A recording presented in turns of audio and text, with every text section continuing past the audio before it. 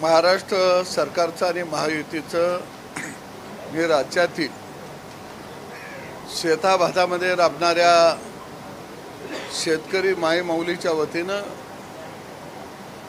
मनापासून हार्दिक अभिनंदन करतो। आणि देवाभाऊच्या सरकारनं एक ऐतिहासिक निर्णय या महाराष्ट्रामध्ये शेतकरी मायमौलीच्या दृष्टीने घेतला गेलेला आहे। महिला सक्षमीकरण धोरण हे विधेयक विधानसभेनं सभागृहानं बहुमतानं या ठिकाणी पारित केलेले आहे।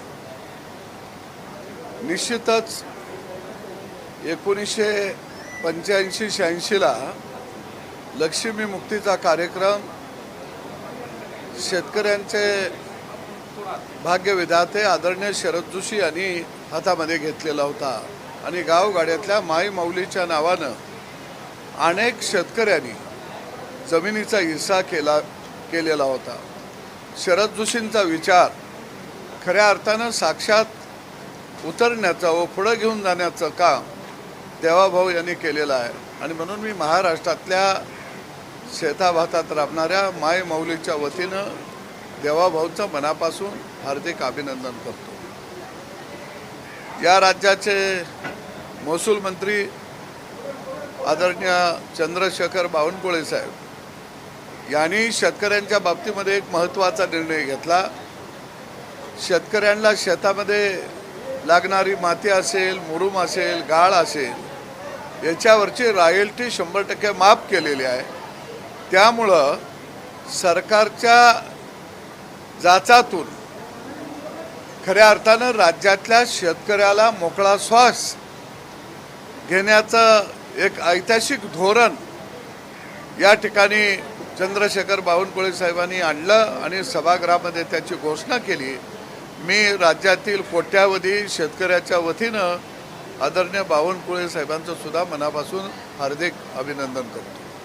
एकूणच मान्सून चालू झालेला आहे, कुठंतरी बोगस बियाणे असतील किंवा त्याचा देखील सुळसुळाट हा पाहायला मिळतो। काल देखील लक्षवेधी होती, काय या संदर्भात माहिती? सभागृहामध्ये लक्षवेधीच्या माध्यमातून बोगस बियाणं, बोगस खतं या संदर्भामध्ये लक्षवेधी मांडली गेलेली होती।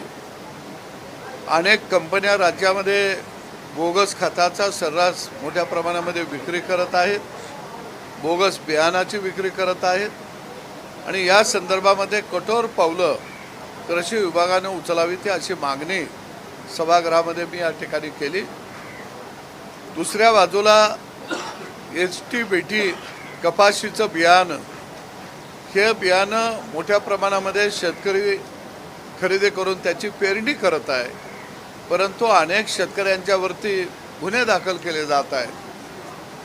जवळजवळ विदर्भामध्ये 80% कपास हा HT-BT बियाणाचीच पेरणी केली जाते, परंतु राज्याचे कृषी राज्यमंत्री यांनी ह्या बियाणावरती बंदी आहे आणि आम्ही शेतकऱ्यांच्यावरती कारवाई करू अशा पद्धतीचं वक्तव्य सभागृहामध्ये केलं।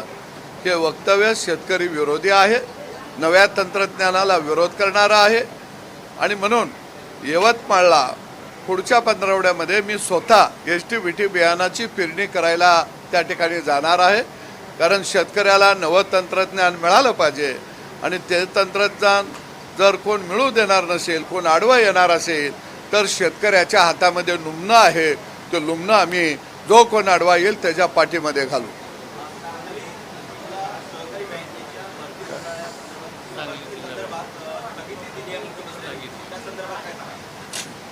राज्याच्या मुख्यमंत्र्यांचं मी विशेष अभिनंदन करतो की सांगली जिल्हा मध्यवर्ती बँकेवरती खऱ्या अर्थानं प्रशासक आणणं अत्यंत गरजेचं आहे। सांगली जिल्ह्यातल्या या जिल्हा मध्यवर्ती बँकेमध्ये संचालकांनी आपल्याला कर्ज मोठ्या प्रमाणामध्ये त्या ठिकाणी बँकेमधून उचल केलेली आहे। संचालकांनी बँक वाटून खाल्लेली आहे। अनियमित कर्ज वाटपमध्ये मोठ्या प्रमाणामध्ये बँकेमध्ये कोट्यावधी रुपयाचा भ्रष्टाचार या संचालक मंडळानं केलेला आहे। आणि म्हणून आत्ता 4 महिन्यानं जिल्हा मध्यवर्ती बँकेच्या निवडणुका होणार आहेत आणि असं असताना बँकेनं नोकर भरती करण्याचा घाट घातला आणि यामधून मोठ्या प्रमाणामध्ये भ्रष्टाचार होणार होता। कारण जी कंपनी परीक्षा घेणार होती आणि ती परीक्षा झाल्यानंतर 10 गुण देण्याचा अधिकार चेअरमन यांनी आपल्याकडं राखून ठेवलेला होता. म्हणजे पास होणारा मुलगा नापास करण्याचं काम खऱ्या अर्थानं या बँकेच्या माध्यमातून संचालक मंडळ करणार होतं. आणि म्हणून राज्याच्या मुख्यमंत्र्यांनी या नोकर भरतीला स्थगिती दिलेली आहे. मी निश्चितपणानं या ठिकाणी आदरणीय मुख्यमंत्र्यांचंही अभिनंदन करतो की जे अभ्यासू होतकरू मुलं आहेत त्यांना भविष्यामध्ये संधी मिळेल.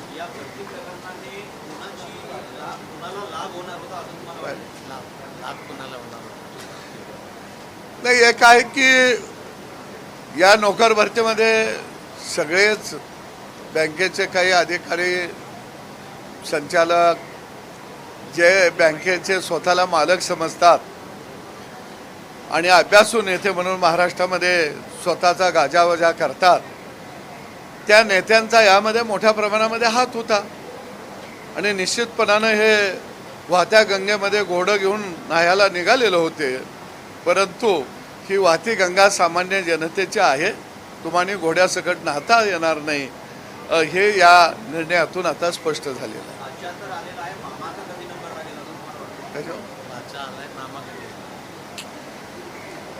असं आहे की तो कर रडल्यासारखं, मी करतो मारल्यासारखं सगळे नातीगोती राजकारणामध्ये स्थिर स्थावर करायची आणि जो सत्तेमध्ये जो पक्ष असेल तिथेही काही माणसांना सोडून द्यायचं आणि आम्ही तुमच्याबरोबर आहोत अशा पद्धतीचं सत्तेमध्ये चित्र तयार करायचं आणि रस्त्यावरती मात्र आम्ही समाजासाठी लढत आहोत, समाजासाठी गळा काढत आहोत असा सर्कशीतला देखावा उभा करण्याचं नाटक खऱ्या अर्थानं या सांगली जिल्ह्यातल्या थोर विचारवंत आणि घोर विचारवंताला आतापर्यंत जमत आलेलं आहे. पण हे महाराष्ट्रातल्या सगळ्याच राजकीय पक्षाच्या नेत्यांनी ओळखलेलं आहे.